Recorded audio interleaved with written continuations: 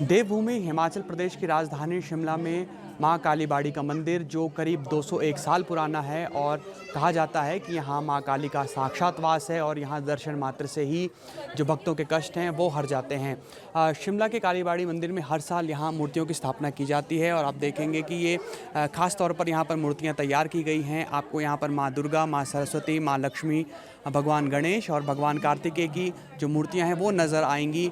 पश्चिम बंगाल से ख़ास तौर पर इसको बनाने वाले कलाकार यहाँ पर आते हैं। क्या इसकी अहमियत है, कब से ये परंपरा चल रही है? सबसे पहले हमारे साथ मंदिर के पुजारी हैं। पंडित जी, आपसे समझना चाहेंगे कि ये जो मूर्तियां हैं हर साल यहाँ पर स्थापित की जाती हैं, क्या महत्ता है इनकी और क्या मान्यता भक्तों के बीच में है इसे लेकर? बात है, ये जो दुर्गा माता का पूजन है जी ये दुर्गा माता उनका परिवार का पूजन है। दुर्गा माता के साथ गणेश, लक्ष्मी, सरस्वती, कार्तिक रखा जाता है। क्यों? ये है महायज्ञ है। ये महायज्ञ में बहुत सारे बाधा रहेगा। ये बाधा को दूर करने के लिए गणेश जी को पूजन होता है। और जहाँ महायज्ञ होगा बहुत पूजा पाठ काफ़ी दिन चलेगा है, वहाँ अन्न चाहिए। अन्न के लिए लक्ष्मी भगवान को रखा जाता है। और हमारा मकसद क्या है ना, कामना है। कुछ काम हम करेंगे, हम आएंगे मंदिर तो हमारा कुछ मन का इच्छा होता है कामना का देवता है कार्तिकेय, इसलिए कार्तिकेय को रखा जाता है। और जहाँ ज्ञान नहीं वहाँ तो अंधकार है, तो ज्ञान के लिए माँ सरस्वती को रखा जाता है, उनका पूजन होता है। ये दुर्गा पूजा में ये षष्ठी सायंकाल से देवी को जगाया जाता है और नवमी दशमी तक इनका पूजन होता है।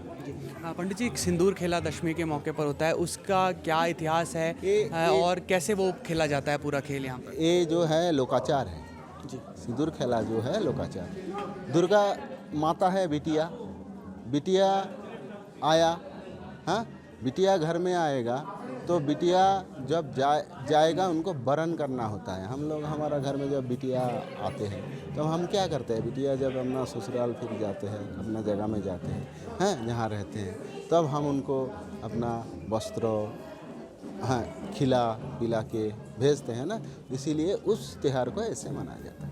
जी, तो अब यानी कि आने वाले 3-4 दिन लगातार यहाँ पर धूम रहने वाली है और नवरात्रि में यहाँ पर भक्तों का बड़ा तांता लगेगा। हाँ जी, जरूर जरूर। पंडित जी, आपने समय दिया, आपका धन्यवाद। जय माँ जी। जी, तो आप देख रहे हैं कि यहाँ पर जो मूर्ति का बनाने का काम है वो पूरा हो चुका है और पश्चिम बंगाल से विशेष तौर पर यहाँ पर जो कलाकार है वो यहाँ पर इस मूर्ति को बनाने के लिए आए हैं। जिन कलाकारों ने ये मूर्ति तैयार की है वो भी हमारे साथ हैं। आपका क्या नाम है सबसे पहले? मेरा नाम है दीपू चित्रकर जी। और पापा आ रही है, हर साल पापा आती है, पापा के साथ मैं अभी आ रहा हूँ।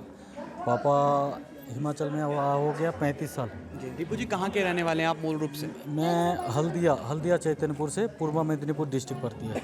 अब बोलने के लिए कलकत्ता बोलते हैं, जो पहचानने में जानने में अच्छा होगा इसलिए कलकत्ता बोलते हैं। जी, दीपू जी, कैसे मूर्तियाँ तैयार की जाती हैं? हमने सुना है कि जो पूरी मिट्टी है वो भी आप लोग पश्चिम बंगाल से लेकर आते हैं, और कितना वक्त लग जाता है मूर्तियाँ बनाने में और किस तरह से तैयार करते हैं आप? ऐसे तो हम लोग 2 तरह का मिट्टी ले आते हैं मूर्ति को फिनिशिंग देने के लिए, तो उसका नाम क्या है, हम लोगों को मूर्ति बनाने में कम से कम 17 से 18 दिन लगती है।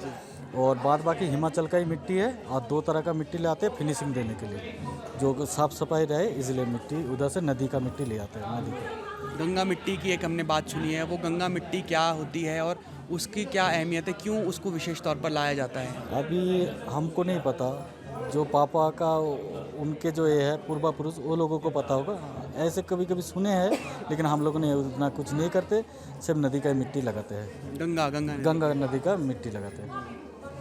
तो कहते हैं कि शिमला की जो मिट्टी है या फिर हिमाचल की जो मिट्टी है आसपास की, वो खुरदरी होती है, वो मिट्टी में मूर्ति बनाने में इस्तेमाल नहीं हो पाती, तो इसलिए आप लोग पश्चिम बंगाल से भी मिट्टी लेकर आते हैं क्या? वो मिट्टी में पत्थर रहती है ज़्यादा, इसलिए पत्थर को छान के जितना हो सके और बाद बाकी उधर का मिट्टी दे के ऊपर वाला फिनिशिंग करते हैं। ऐसे उसके अंदर वाला मिट्टी जो है हिमाचल का मिट्टी है। दीपू जी, क्या मानते हैं कि माँ काली का आशीर्वाद है जो ये मौका आप लोगों को मिलता है बार बार इस तरह से मूर्ति बनाने के लिए?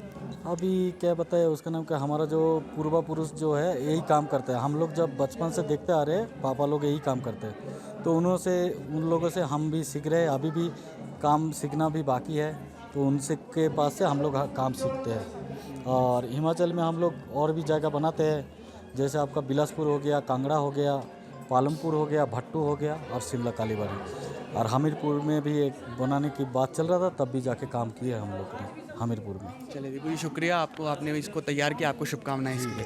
ठीक है, शुक्रिया जी। तो आप देख रहे हैं तस्वीरों में कि यहाँ पर माँ दुर्गा की मूर्ति और सबसे पहले आपको नज़र आएगी और साथ में महिषासुर का यहाँ पर जो उन्हें बनाया गया है। इसके अलावा माँ सरस्वती की यहाँ पर मूर्ति स्थापित की गई है, माँ लक्ष्मी की और भगवान गणेश और भगवान कार्तिकेय की।